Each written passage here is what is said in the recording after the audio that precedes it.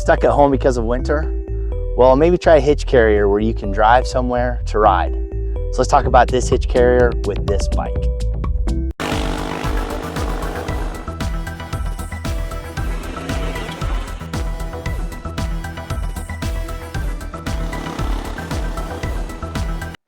Hey, how's it going? Welcome to my channel. As you can see, I have my KTM 390 Adventure, which is a light adventure bike loaded on a hitch carrier for motorcycles. One of the reasons I bought this bike was because I wanted to be able to throw it on a hitch carrier and take it places. This is a lot more convenient to do something like this than put it on a trailer and drag a trailer places. Now, especially as winter is approaching, if there are times where I want to ride, but I can't because of where I live, maybe there's a lot of snow, the roads are icy, I can load my bike up and go someplace warm. Maybe I want to ride down to Big Bend, camp down there, and then ride around that national park for a few days. This gives me the opportunity to do that. So I'm not missing any riding just because I can't get on the bike from home. Now, I have a 20-year-old Lexus GX 470 that has a platform in the back. So I could even camp, sleep in the back of the GX, and then ride around during the day. So it provides some additional flexibility. I also have some logistical issues where I have some one-way trips that I'm taking on an airplane in order to pick up different vehicles and drop vehicles off. So I need to be able to get to the airport and back and leave a vehicle there. So this has become my airport shuttle. I don't want to bother someone in the middle of the day while they're working and I need to go do that. So I have found this to be instrumental in being able to meet some of my logistical needs. So I'm going to go through the building this rack and why I chose this particular one, and then loading this bike up for the first time, and a couple of tips and notes if you have never done this before, what to expect. So yeah, let's move on to getting this thing built, and we'll get the bike loaded and then we'll drive around a little bit and see how much it moves around. I know it's going to have a little bit of sway because you can't tighten everything, but as long as it doesn't fall off, we are good. So let's get to it. Okay, here it is. This is the motorcycle carrier. It is heavy. So it's in pieces right now. I think I can get it put together in about an hour. So I need to get started on that because I actually need this tomorrow for a reason I'll explain later. But anyway, big ramps. I think it says it weighs about 90 pounds all put together. I can see how that's probably a pretty accurate weight. So let's get this put together. When I was looking at the reviews, one of the things that was mentioned was several of the people who had used this rack and left good reviews recommended replacing all of the bolts that came with it to ensure that it actually had grade 8 bolts. So I went over to Tractor Supply and got equivalent bolts, grade 8, and this is $10 worth of bolts to replace the Chinese ones that came with it, just in case these aren't rated or they're a little bit cheaper bolts. I've decided to go ahead and do that since I am strapping a motorcycle up on this rack, and it's going to be hanging off the back of my vehicle. So that's one little thing that you can do to make sure that your rack is put together, and hopefully nothing will happen to it. All right, doing this installation real quick. There's an anti-sway block here, and it calls for the longer bolts for this and then the shortest bolts. The shortest bolts are too short. They run out of thread. So because I had already bought all the other hardware, I was able to use one of the longer ones to put in, and then it locked up there. And then if you use the longest bolt that it calls for in here, it's going to stick out a long way. So I'm using one of the other bolts that's a little bit shorter in there. So with the hardware that came with it, there's some ways of getting this to fit properly, and then all the remaining hardware, the grade 8 bolts, I'll use for bolting the rest of it up. I'll do the best I can to get a view of this, but just so you know, if you decide to do this, that would be a really good thing to do, is make sure everything fits up and just use the hardware that came with it to make sure everything's fit, and then use your grade 8 bolts for everything else. Hitch carrier is built, and now the only thing I have left to do is load my bike and see how that goes. So this will be the initial loading. A couple things that I'm going to do is I've got a normal not ratchet, but a normal tie down just for anchoring the bike until I can get my cam buckles down. Now here, I prefer to use these cam buckle straps and loop it around the bike, and I'll show how I do that. The reason for that is with normal tie downs, if the bike bounces, there's a chance that this could come off either the bottom hook or around the handlebars or wherever you strap it. Where these, since it's fully looped, even if it bounces a little bit, it's not going to come loose.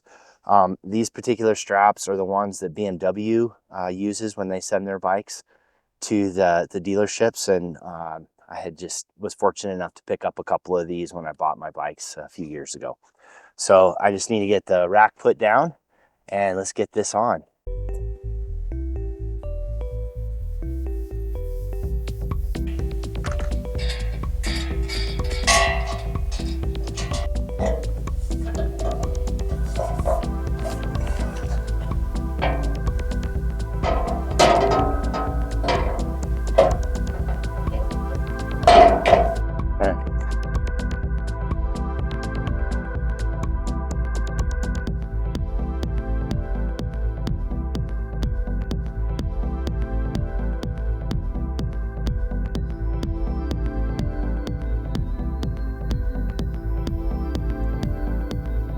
And that wasn't too bad. It is heavy. I have a strap that I'd already staged for grabbing a hold of the handlebars and giving it a chance just to lean inside just a little bit until I can get it strapped. I'm gonna put it in gear, and I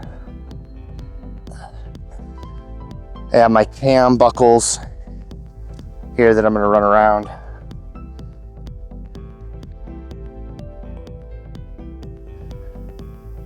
I live off of a dirt road that is, it's a little rough. It's not terrible, but as far as this bike getting bounced around, this is probably gonna be a good test to see how much it's gonna move. All right, just driving on some pavement here, and not terribly fast, and I would be very conservative driving anyway with it back there. All right, loading the bike is one thing. Now unloading it is a whole nother thing. So I've got it in gear. I'm gonna use the clutch as the brake for it because the reach at this height to the front brake is gonna be a little bit challenging. And I'd rather have the control on the back wheel as opposed to the front. So I already have my strap staged here to keep the bike from tipping over. And then all I gotta do is pull the Velcro off the brake lever and then grab these straps off of here and then do everything very slowly, very deliberate, and then roll the bike off. So let's do that. All right, pull this off and start backing it off.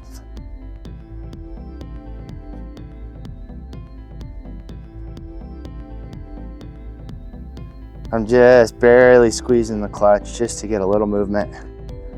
Very slowly, very deliberate.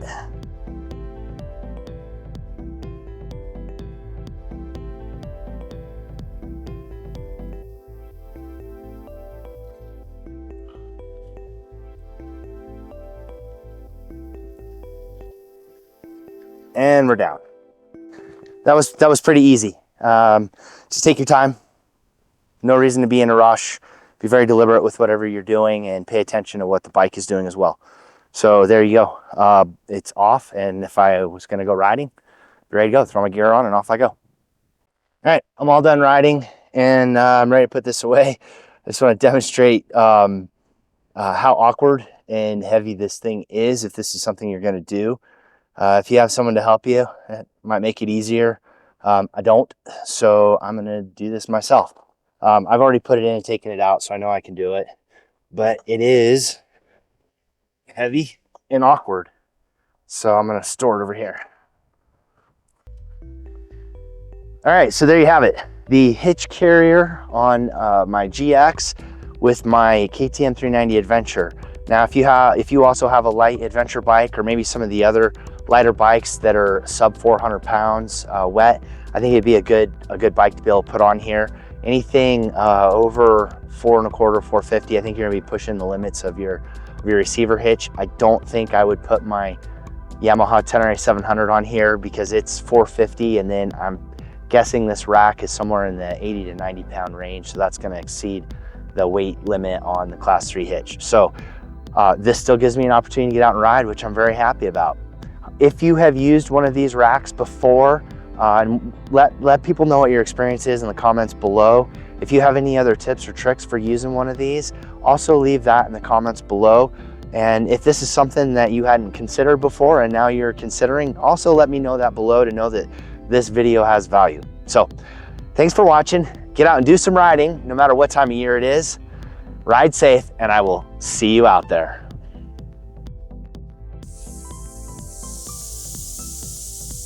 I thought it might be the valve stem, but I've spit on the core, and the core wasn't